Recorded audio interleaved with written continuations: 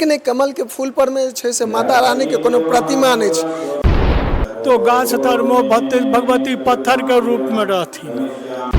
हरेक साल ओहिमे से पत्थर के रूप से निकलते रहे छलखिन, से साले साले बढ़े छथिन। एखनो ओहिमे कतेक छोट रूप से जे कतौ बाहर से आनि के नहीं देल गेलै।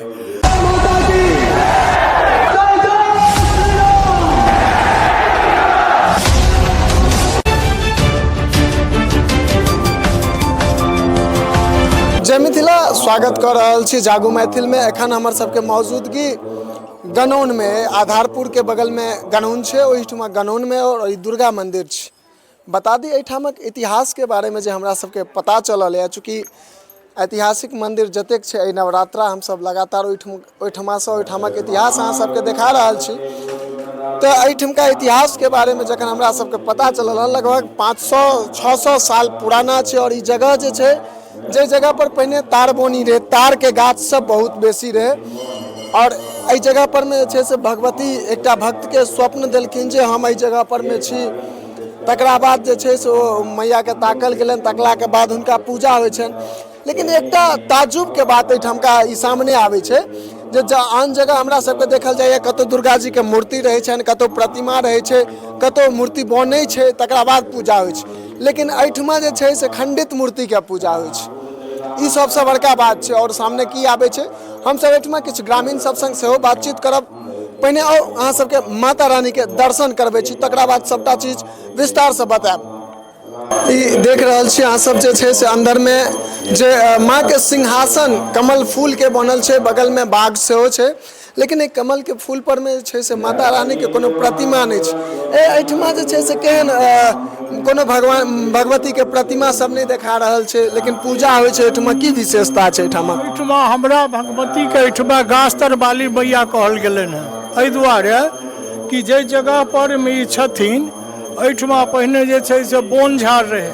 तो एहिठमा जे छै से अमहला वंशज लाला जी छलखिन, हुनका सबके जे छै से पूर्वज के सपना देलखिन जे हम ओहि बोन में छियो, पीपर के गाछ कनी गो के छै आ ओहि पीपर गाछ लग में हम छियो। तो वो सब लाला जी वंशज जे छलखिन से ओ आबि कऽ जगह के खोज केलखिन। तो ओहिठमा ओ भेटलखिन। तो गाछ तर में भगवती पत्थर के रूप में रहथिन। तो ओहि दिन से हमरा भगवती के नामे पड़ि गेलनि गास्तर वाली मैया। जे ओ गाछ के अवशेष एखनो तक जे छै से गाछक एगो रूप से मंदिर बन गेला के बादो एखन तक वो गाछ के हटायल नहीं गेले है। और जे छै से गाछ के जड़ में एखन तक एगो भगवती के पत्थर के टुकड़ा जे छै से ओहिमे छैहे, जिनका वो जे छै से एखनो लोग पूजा करे ले छनि, गाछक तर में छथिन। एकर इतिहास आब जे बहुत पहिने अमहला वंशज जे एहिठमा छलखिन, हुनका सबके दर्शन भेलनि। आब ओहि समय में पीपर के गाछ तऽ कनिए टा छलै, एहिठमा भेटलखिन। ओकर बाद ओ पीपर विशाल भेलै, ओकर ठाढ़ि पात कतौ से कतौ चलि गेल रहै, ओहो सब हटलै, ओकर मंदिर बनलै। आ जाहिठमा ओ छलखिन तऽ हरेक साल ओहिठमा ओहिमे से पत्थर के रूप जे छै से निकलिते रहै छलखिन, जकरा गौआ सब गामक लोग सब जे छलखिन से ओ एकत्रित कए कऽ रखै छलखिन। तो पहिने तो साल में एक बेर पूजा होइ छलै, तो पत्थर के गिनती भऽ जाइ छलै जे एहि बेर कए गो बढ़लखिन, एहि बेर कए गो बढ़लखिन। मतलब ओ जे पत्थर के टुकड़ा जे भगवती छथिन, ओ जे छै से साले साले बढ़ै छथिन। एखनो ओहिमे कतेक छोट रूप से जे कतौ बाहर से आनि के नहीं देल गेलै। सबसे तो आश्चर्यक बात ई भेलै जे जहन ई मंदिर जहन बनऽ लगलै तो आखिर राइए विचार से ई भेलै जे वहाँ के एगो कोनो मोट फेर रहे पीपर के, जे भेलै जे एहि फेर के नहीं हटा देल जेतै तो ई मंदिर केना बनतै। तो ओहि पीपर के फेर के हटायल गेलै, रहे मोटगर सिलाओ। पीपर पेड़ के एखनो कोनो अवशेष तवशेष बचल छै? आब नहीं बचल। वो जड़े में जेबै तऽ देखबै ओकर जड़ एखनो बचल छै, जाहिमे से भेलै जे ओ बहुत मोटगर फेर रहे मंदिर में, तक सबके काज रहे सेंटरिंग में। तो गाँव में बढ़ी के आरा मिल रहे, वही आरा मिल पर में पीपर को फेर के दे दिल गेलै, जकरा चीर के ये छै से तू तख्ता दिह जे सेंटरिंग में काज एतै। वो कनी दिनक बाद वो बढ़ी जे छै से ओकर कुन्नी जे गिरल रहे, तो ओकरा वो समटऽ लगलै। ओहिमे से छोट छोट टुकड़ा जे छै से ओ भेटऽ लगलनि भगवती के, छोट छोट टुकड़ा। वो डरा गेल जे एम केना ले, तहन वो बुझलकै कि जे नहीं भगवती को पीपर वाला लकड़ी जो हम चिरलिए हैं एही में से जे छै ओही में से जे छै से निकललखिन, ओ दए गेलै। फिर हम ओहि भगवती के हमसब गंगा जल में धोइ कऽ आ फिर एखन जे कमल के आसन बनल छनि ताहि पर में हमसब राखलिए। अच्छा एहि साल सेहो गिनलिए नहीं गिनल गेलै, कहिया से नहीं गिनल नहीं जाइ छै? अब भए गेलै, आब तऽ नवका लोकक जुगक जमाना आबि गेलै ने। पहिने पुरनका लोकक जुग जमाना रहै तऽ माटिक थुम्हा रहै बड़की गो के गाछ के जड़े में, तही पर में सबटा राखल रहै छलै।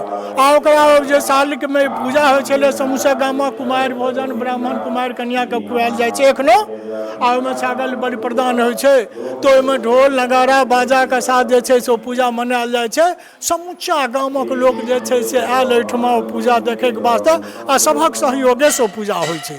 पीपर गाछ उएह वाला छै, एही में से एही पे है सहयोगी के कहबनि कनि आगू अहाँ के देखेता जे यह ओ पीपर गाछ छै जकर ओ टुकड़ा वो चिरल के बढ़ी से एही में से एकरे ऊपर का फेर में से निकलल रहे, जो चुन के दए गेलै। ओहि गाछ के अंदर में समायल छलखिन छोट छोट टुकड़ा में। और अहाँ सब देख लियो हवा जा रहल छथिन वो सब। अच्छा ओहि के अंदर नीचा से अरे भाई ये तो आब न ऊंच भेलै है ई जगह, पहले तो बहुत गहिरा रहे ना, गहिरा जगह रहे। आ तैठमा ई पीपर गाछ रहथिन, नहीं तो हमसब बहुत ओहिठमा जे वो जगह जे छै ओहिसँ बहुत नीचा में हमसब ठाढ़ भए कऽ ओहिठमा पूजा करै छलियनि हुनकर। ओ दूगो बड्ड मोटगर बहुत विशाल फेर रहे, ताहि बीच में ओ भगवती टुकड़ा फसल रहथिन। एखन तक ओ फसले छथिन, ओ फेर तऽ आब अछियो नहि, ओ तऽ खत्म भए गेलै ओ फेर सब। ई तऽ ओहि पर सभक जे फेर से जन्म लेलकै से सब छियै। अच्छा मतलब पुरनका जे फेर सब छलै से खत्म भऽ गेलै, वही के सिर सब में से जो नवका गाछ सब जे निकललै है से एखन बचल छै। तत्व विभाग वाला जांच करे ले लए गेल रहथिन, तो कहलखिन 1000 वर्ष से ऊपर जे छै से पीपर के जे छै से अवशेष कहि रहल छै छियै। तऽ 1000 वर्ष से ऊपर के नाम तो ओ कहलखिन। आ ओहुना हमसब बुझै छियै, हमसब जे पुजारी हुनकर छियनि, हमर वंशज जेठमा पुजारी छथिन भगवती के, हमरो एहिठमा 20 पीढ़ी भए गेलै। आ 20 पीढ़ी के अहाँ आप जोड़ि सकै छियै जे समूचा गाँव में हमसब 150-200 घर छियै। एक घर हम एलियै, जगदीश झा हमरा सभक पूर्वज छलखिन, जो ओ एक आदमी एलखिन, ताहिसँ हमसब एहिठमा 100 घर से ज्यादे छियै। तऽ आब सोचि सकै छियै जे कतेक पीढ़ी एहिठमा जे छै। अहाँ 20 पीढ़ी से जे छै से मंदिर के अहाँ सब जे छै से पूजा कऽ रहल छियै, देख रेख करै छियनि। हमसब 20 पीढ़ी से मंदिर के पूजा करै छियनि। आ ओहिसँ पहिने आब कते साल पहिने से ओ सब अपने से पूजा करै छलखिन। महला वंशज सब ब्राह्मण तऽ गाँव में छलखिन नहि, ओ तऽ हमरा वंशज के पुजारिये के रूप में अनलखिन आ कहलखिन जे हमरा सबके भगवती के पूजा करू, अहाँके सबटा भार हमसब ग्रहण करब। एगो हमरा सबक पूर्वज जगदीश झा एलखिन, जाहिसँ हमसब एखन करीब 100 घर 150 घर एहिठमा छियै। आ 20 पीढ़ी बीत गेलै, आब तऽ कते दियाद में दियादियो अलग भेलै, किया तऽ 20 पीढ़ी तऽ बहुत भए गेलै ने। आ गाछ तर वाली मैया हिनका नामे छियनि, गाछे तर में रहथिन। आब जे छै से आब भेलै लोकके पाइ कौड़ी बेसी भेलै, तऽ आब ओ विशाल मन्दिर जे छै से केना मैया बना लेलखिन एगो देहात में, जहन के एहिठमा मंदिर के कोनो बहुत बेसी आमदनी नहीं छै, लेकिन केना ई करो एखन तक जे छै से लगभग 1 करोड़ रुपया एहि मंदिर में लागि चुकले हैं, जहन कि 5 गो गुम्बज बनेले बाकिए छै। अच्छा गनौन गाँव के लगभग आबादी कते हेतै? हमरा अपना गाँव के आबादी 10,000 से कम नहीं हेतै, 8-10 हजार। मतलब नमहर चौरगर गाँव छै। हाँ, हमरा गाँव में हमर पंचायत जे छै में एकरे टोला एगो दूगो से सटल 17टा पंचायत छै। आ तखन कए गो वार्ड एते पैघ छै जे कनी दिनक बाद ई पंचायत 2 गो पंचायत भए जेतै। अच्छा मतलब ततेटा के गाँव छै एखन जे एकरा 2टा पंचायत बनाबे के काज सब जे छै से चलि रहल छै। एहि दुआरे कि सरकार के जे नियम छै जे 10,000 से बेसी भए जेतै तो 2 पंचायत बनाइए देतै। एखन 17 गो वार्ड छै, 1 वार्ड एहन छै जो 2 गो वार्ड बने वाला छै। अच्छा एहि गाँव के लोक के मान्यता भगवती के प्रति केहन रहै छनि? क्योंकि बहुत जगह होइ छै जे मान लिअ किछु आदमी जे छै से गाँव के रहल छै कात रहल। अहाँ तऽ एहि टाइम में एलियै हैं तेँ नहीं बुझि सकबै।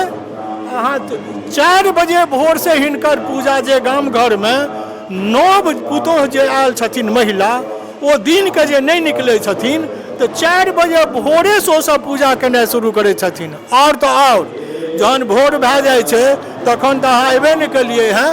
हमरा गाँवमे जतेक हिन्दू छै 12 वर्ण, सभक बाल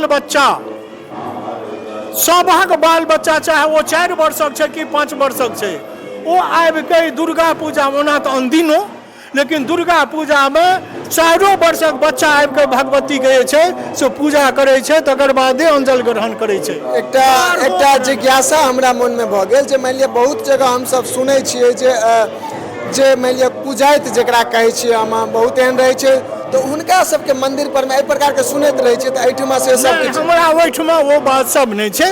बेसी से बेसी इएह छै जे अहाँ देख रहल छियै जे मंदिर के मेन गेट लागल छनि, ओहिमे इएह होइ छै जे मेन पुजारी जे केओ आबै छथिन जिनका पूजाके भार छनि ओ मंदिरके अन्दर खोललथि आ ओकर बाद जे छै से ओहिमे हुनकर पूजा करथि, धूप आरती केलथि।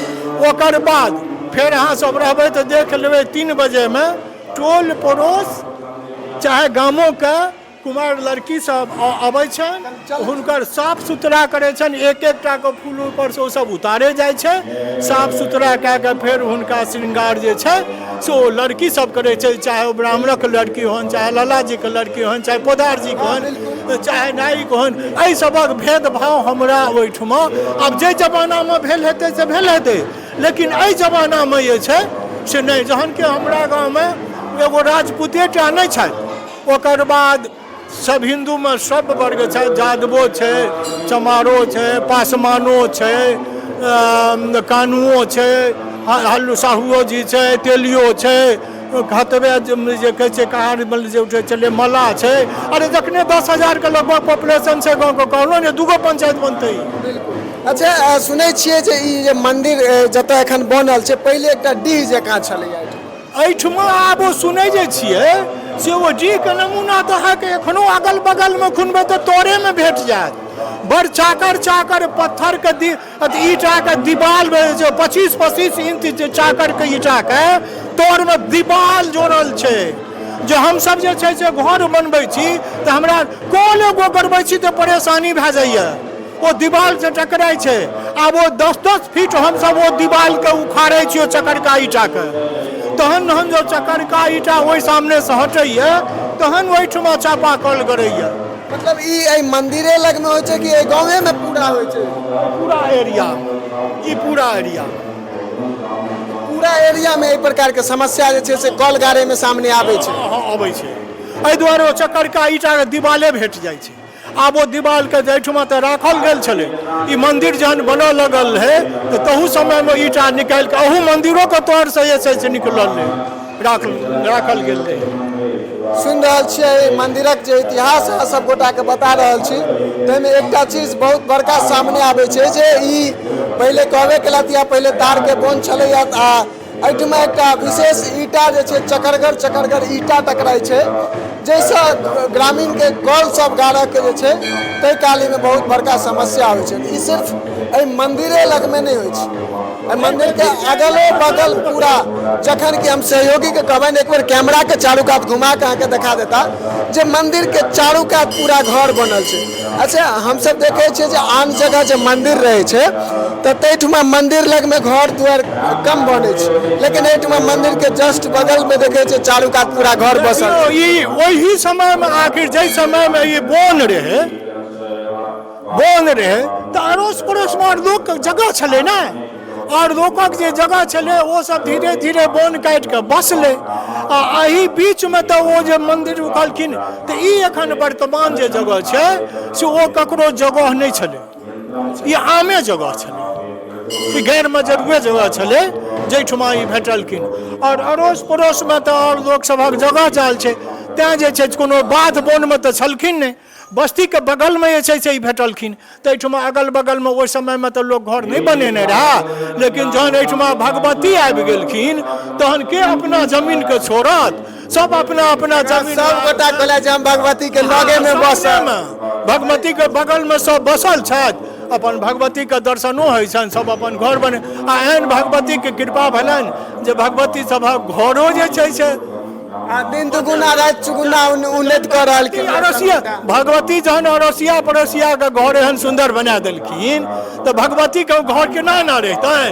तैं कहलखिन तोरा सबके पहिने बना दै छियौ आ तकर बाद तू देखी जे हमर केहन आइडियल मंदिर बनतै से तू सब देखैत रहिया। से बात सही भए गेलै। धन्य माता जे ई आश्चर्य बात एगो छोट गाम देहात में जैठमा कोनो आमदनी के स्रोत नहीं आ तैठमा करोड़ों रुपया के मंदिर बन गेलै।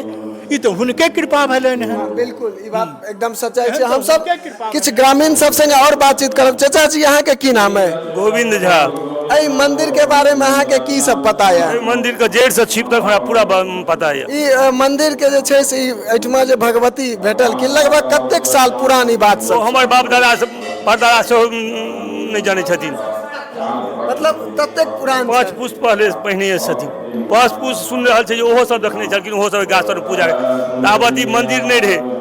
मंदिर ठाई रे मोटका हे ओतो ओतो 5-6 कट्ठा में 5 कट्ठा में पसरल छलै। 5-7 कट्ठा में कतौ से कतौ रहे पीपर रहे। और मंदिर के निर्माण प्रस्ताव हमरे राखल छियै। अच्छा सुनै छियै जे भगवती के जो अवशेष भेटै छनि से सब साल बढ़ैत जाइ छलै। बढ़ै छथिन। ई कतेक साल तक बढ़ैत रहलखिन? एखनो बढ़ै छथिन? संख्या देखियौ ने कते बढ़ि गेलनि हँ। छोट से छटकन भेटै छै आ हमरा गाँव कुमारि सब हिनका धोइ छनि साफ सुथरा करै छनि। हुनका जे भेटै छै एगो स्थान छै गर्भगृह टाइप के जाहिमे राखि अहिना रहै छै ओ आ ओहिपर से ओ ढक्कन लगा जो धीरे धीरे बढ़ि कऽ आब तऽ मूर्ति के आकार भऽ गेलै। मूर्ति के आकार वो साले साले बढ़ैत जाइ छथिन। जते गो देखलियै से एते गो भऽ गेल। सामने है अहाँके बगैर हम कटबेलियै हँ। हमरे द्वारा कटले हँ। कटा के तकर बाद एहि पर फेर से मंदिर के निर्माण भेलै। हम सब चलै छी और ओ जे कहबे केलथि है जो गाछक जड़ में जे छै सेहो देखाब संग संग सिंहासन पर जे भगवती विराजमान छथिन वही में से अबै छथिन। वह सबटा चीज अहाँ सबके देखाबे के कोशिश करब। देख रहल छियै एहिठमा सब गोटा जे छै से पूजा कऽ रहलखिन ये और कहबे केलथि है जे मानि लिअ अंदर जे छै से जे जिनका पूजा करे के भार देल जाइ छनि वह अंदर जाइ छथिन। बाद बाकी सब गोटा गेट से बाहर। एकटा चीज के एखन अहाँ चर्चा केने रहिए ओ चीज हम अहाँ से पूछऽ चाहब जे कहलिए जे ओ जे भगवती जे छथिन छोट छोट तिनका कुमारे कन्या जे छै से स्नान सब करबै छथिन। स्नान तऽ हमहूँ सब करा सकै लेकिन ओ सब अखन सफा जे हेतनि 2 बजे 3 बजे में सफाई हेतै आ सफाई हेतै एहिमे ओकरा सबटा के वएह सब करै छथिन। अच्छा ओ भार हुनका सबके देल गेल छै। अपने अपन सब समय पर में आबै अपने आबि कऽ अपन अपन काज कए लेतै हटा दे आ सबटा अक्षत फूल से धोइ धाय फिर गंगाजल से धोइ गंगाजल राखल छै एहिमे फेर से अपना ढंग से श्रृंगार पे फूल राखल छै चंगेरा में ओ सब अपना ढंग से श्रृंगार करै छै। राति को हुनकर सिस्टम से अपना सिस्टम से बचिया सब अहाँ सबके ई वीडियो केहन लागल? एहिठाम के ई मंदिरक इतिहास केहन लागल और अहाँ के मन में केहन विचार यऽ कमेंट में अवश्य बतायब। बाकी अहाँ सबके बीच फेर जे छै से कोनो आन मंदिर से ओहिठामक जे इतिहास छै ऐतिहासिक मंदिर सबके लगातार हम सब जे छै से व्याख्या कऽ रहल छियै नवरात्रा में। तऽ ताहि बीच में एखन हम सब उपस्थित भऽ गेल छलहुँ आधारपुर के बगल में स्थित गनौन गाँव में और एहि जगह पर में ई जे छै से गाछ तर वाली मैया कहल जाइ छनि प्रसिद्ध छथिन एहिठाम से। तो वह भगवती के स्थान पर में छलहुँ यऽ और एहिठाम का सबटा चीज अहाँ सबके देखाबे के प्रयास केलहुँ यऽ कि केना इतिहास छै केना केना जे छै से भगवती एहिठमा भेटलखिन या गाछ के केना केना सबटा चीज बतेलहुँ। लेकिन एकटा चीज हमरा सबके बड़ी सौभाग्य के बात यऽ जे सामने आयल हन जे आन जगह कतौ प्रतिमा बनै छै तिनकर पूजा होइ छनि कतौ दुर्गा जी के मूर्ति खरीद के इनका प्राण प्रतिष्ठा कयल जाइ छै ताहि के जे छै से पूजा होइ छै। लेकिन एहिठमा छोट छोट भगवती अपने जे छै से ओ पीपर गाछ से जे गाछ अहाँ सबके देखेलहुँ यऽ ताहिमे से निकलै छथिन और कहबे केलथि है जे एहिठाम के कुमारि कन्या सबके विशेष रूप से भेटै छथिन ओ सब हुनका जे छै से श्रृंगार करै छथि संग संग स्नान ध्यान करबै छथि। लोक के मनोकामना के पूर्ति होइ छै। महीना में 15-20 बेर जे छै से कुमारि कन्या कम से कम 5 क्विंटल दूध लगे छै 30 किलो चावल लागल बुझ गेलियै ने। सब जिनका मनोकामना पूरा होइ छनि से महीना में 15 दिन 10 दिन से तो कम नहीं सौसे गामक ब्राह्मण के कुमार कन्या के निमंत्रण पड़े छे आ होइ छे बराबर यानी मैया के जे छै से कुमारि भोजन सबसे प्रिय छै। बस हमेशा हमेशा हुनका एहिठाम कुमारि भोजन और पूजा तो एखन तो जानी अंकुरिते भगवती छथिन तो एखन तो 12 बनन के बच्चा बच्चा पूजा करे छिए ओना 12 महीना पूजा हिनकर विधिवत अहिना चले छन पूजा में कोनो कमी नहीं। 4 बजे भोर से महिला सब कह दिलों जे दिन के नहीं आबै छथिन आरती भेला के बादे ब्रेक लगे छै 9:30 बजे। चलू अहाँ सबके मन में केहन विचार या मंदिर के लक अहाँ सबके की कहानी बुझल या की इतिहास बुझल या कमेंट में अवश्य बताएब। बाकी एक छोट छिन अहाँ सब गोटे से निवेदन करब यदि अहूँ के आसपास अगल बगल के गांव में एहि प्रकार के कोनो मंदिर या जकर बहुत पुराना इतिहास हो तो अहाँ के स्क्रीन पर में हमर नंबर देल है ओहि पर में एखने फोन करी हमरा सबके सूचना दी ओकरा हम सब अपना चैनल के माध्यम से प्रयास करब जे ओकरा जे छै से सब गोटा के बीच में आनी और जे गोटा यूट्यूब के माध्यम से देख रहा छी उनका से आग्रह करब जे चैनल के सब्सक्राइब कर ली जे गोटा फेसबुक के माध्यम से देख रहा छी उनका से आग्रह करब जे फेसबुक पेज के फॉलो कर ली और संग संग अपना मित्र अपना परिवार अपना सखा बंधु के संग एहि वीडियो के अधिक से अधिक शेयर कर ली ताकि जे आई के जे आधुनिकता छै ताहिमे एहि सब चीज के बहुत कम आदमी जे छै से एहि सब चीज पर में ध्यान दै छथिन और हमर सबके उद्देश्य ई रहैया जे ऐतिहासिक चीज या अगर अहाँ ओकरा नहीं पालन करै छियै तो कम से कम ओकर ज्ञान रखियो ओहि के बारे में जानकारी अवश्य रखियो।